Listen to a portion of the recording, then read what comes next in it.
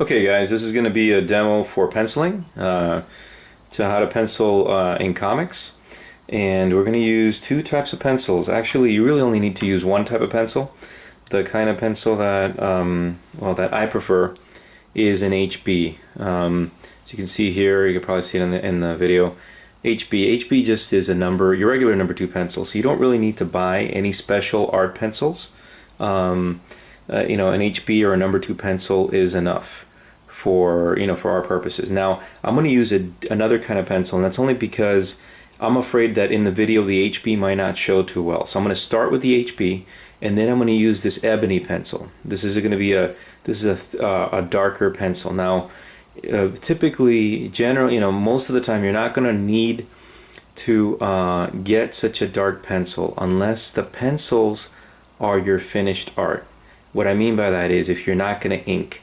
If you're not intending to ink and you want to just do a penciled comic book, then yeah, maybe this would be a good idea, because then you can get some really dark marks with this.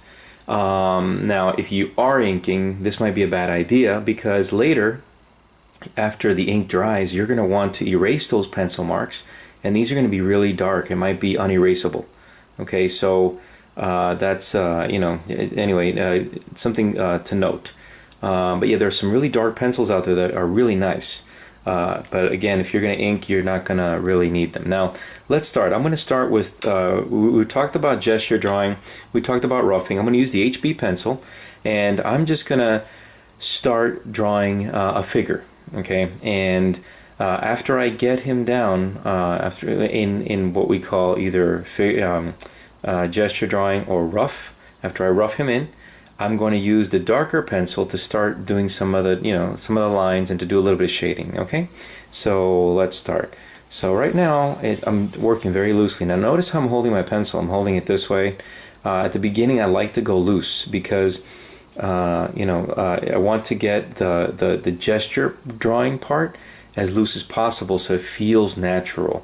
If I tighten up and I might do a stiff drawing, it might not look very natural. So I hold the pencil like this. You can also hold it all the way back here and get super duper loose.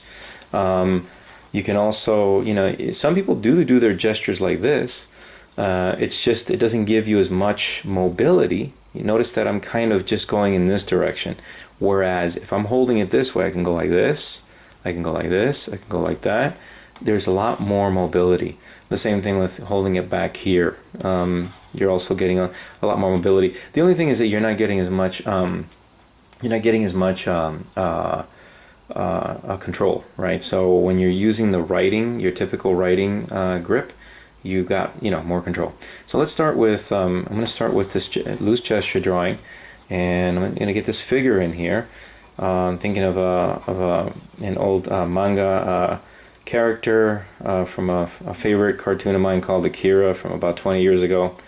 And I'm just going to draw him in kind of an action pose. So here's his head, part of the body, arm, other arm, and he's looking this way, right? So he's looking that way. So I've got that crossbar that I told you guys about, and then there's the other crossbar here, right? It's just to show me where his face is directed, and also where the nose is going to fall, and also the eyes and things like that. Now a lot of this too, as I told you guys before, we talked about proportions. A lot of this is how the proportions are going to be in Japanese and in Asian style manga and anime. A lot of times the head is a little bit larger. Sometimes the hairstyle is super large, right? And then the body's usually very slim. Now in like superhero comics, it's different. The head's really small, right? And a lot of times they make the body very muscular and really out of, very few humans look like that. Maybe no humans look like, Captain America, because it's very exaggerated. Just like Michelangelo's sculptures, they're what we talked about, heroic proportions. These are not heroic proportions. These are more like manga style proportions. So I'm making him slimmer and, bigger head and whatnot, right? So here I'm getting pretty much, it's not head to toe. I told you guys when you do a gesture drawing, go head to toe. This is more like head to waist. I'm not doing his whole, his legs or anything like that. I've got, 2 arms, his torso. He's wearing a t-shirt. So his sleeves are going like this, and then the collar's right here, and then his hair was kind of like a Beatles haircut for this character. This character's name is Kaneda in the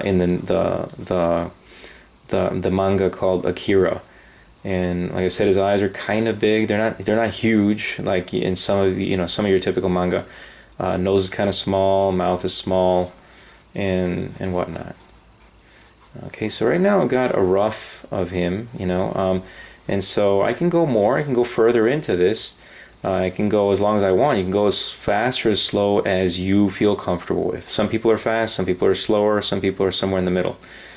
And some people like very, very detailed rough. Some people don't. Some people don't need that much of a detailed rough. So now I'm going to switch to the other pencil. Again, this is only for demonstration purposes. You're probably going to keep working with the same pencil, but I just want to make sure that you guys can see these lines. So now I'm changing my drawing stance, right? So before I was holding it like this, now I'm holding it like this, right? And so now I'm going to try to get, his shape, right? So again, we talked about the proportions. This is for manga, right? So proportions, he's going to have slim limbs and slim torso, a larger head. Now I kind of exaggerated a little bit. This is if you check out this character in Akira, you're going to see that his head's not quite this big, so I kind of slipped on that, but that's fine. You guys get the idea. And so he's got that Beatles haircut with the hair kind of doing something like this, ear. And I'm adjusting too, so I'm like, oh wait, I missed it. The neck actually, I put it over here. I'm gonna have to bring it over here a little bit more. Here's the shoulder. Here's the collar. Here's the other shoulder back here. You might get a little bit of a wrinkle on the t-shirt. So I'm bringing these things in after I already did the rough. Okay, so maybe a couple of wrinkles under his armpit. A lot of times we have wrinkles there. And the rest of his back. This is his back here. So he's kind of looking that way. This is his back. This is his right arm, his left arm. And I might need to make this arm a little bit bigger. Or, I'm sorry, a little bit longer. This one is a little foreshortened, which means it's going away from us. It appears a little bit shorter than it normally would. There's a thumb, finger, stuff like that. Okay. So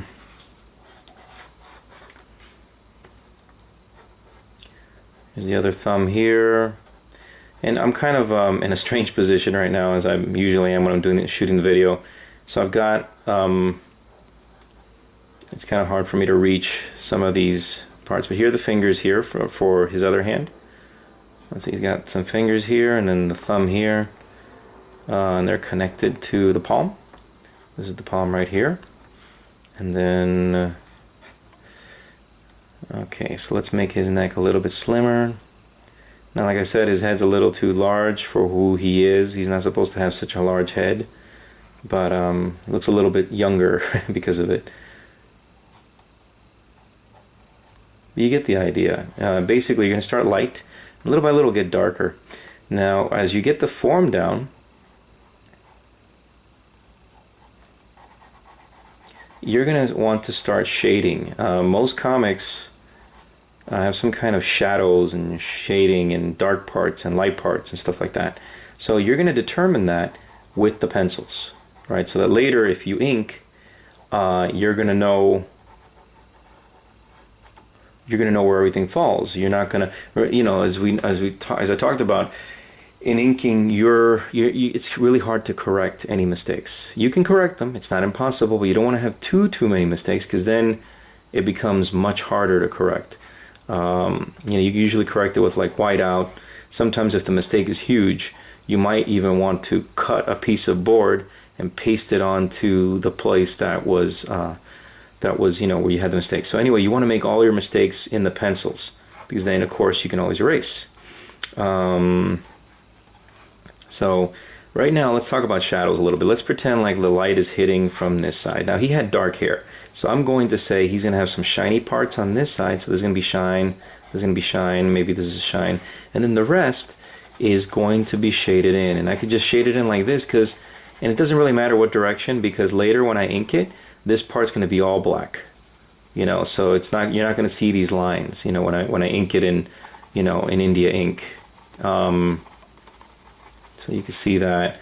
And then again, there's a little bit of shine here, right? So maybe I want to add that in. And then when I ink it, I can make decisions about how much shine I want. Maybe I say, well, that's a little bit too much. But, you know, so you can still make decisions when you're inking. But again, most of your decisions you want to make while you're penciling. So under here, he's going to have shadow too. So I might put some shadow here as well. Maybe under the nose. It really depends on the style that you're using too. You know, manga style, the shading, there's not a lot of shading on the face unless you have that two-tone where one tone is a lighter color, another tone is a darker color. So here, you know, there might be shadow here, maybe here, and then on this side there would be some shadows too, right? So maybe something like this, because again the light is coming from this direction over here. All right, so this part right here is probably going to be really dark. And again, on this side, shadow, shadow, shadow. In comics, you don't have to be precise about the shadows. Some people are more precise than others. Some artists really get the lighting down very accurately. It's not a necessity. It depends on what kind of comic you're doing, and it also depends on, you know, your own style and what your focus is. So, but getting to know what lighting does, you know, like, as you know, if the light comes from this direction, what is going to be darker? You know, maybe this right here is going to be a little bit darker because these parts are going to be light around here. That's why he has highlights here. You know, there's going to be some lighter parts in his hair up here, while stuff on the other side is going to be darker, like here. Okay, so that's kind of the idea. And in comics, you don't have to. It depends on the kind of comic you're doing, but you don't have to be as, you know, too detailed with, you know, you can just kind of bring it in, and as long as you show the form convincingly, it'll come across. Okay, so right there, that should give you an idea about pencils. Now this is very rough. Some people take hours. Like for a drawing like this, it might take 1 or 2 hours. I just took a few minutes. So, you know, you can, and it's very rough, it's still very loose. You can come in later, maybe do a little bit of erasing, maybe notice that this shoulder is a little too round. You might want to make it a little bit softer, so you get an eraser and come in and erase maybe this line right here. In gesture drawing, I told you guys not to erase, don't focus on erasing. That's true, but now I'm beyond gesture. I'm doing the actual penciling, which is the next stage, right? So yes, I'm going to be using an eraser quite often to make sure that these things, you know, everything is in its place. Okay, and that's pretty much penciling. That should give you an idea. And again, you know, there are hundreds of artists using hundreds of different ways of doing this, but this is basically what you're going to be doing, something similar to this. All right.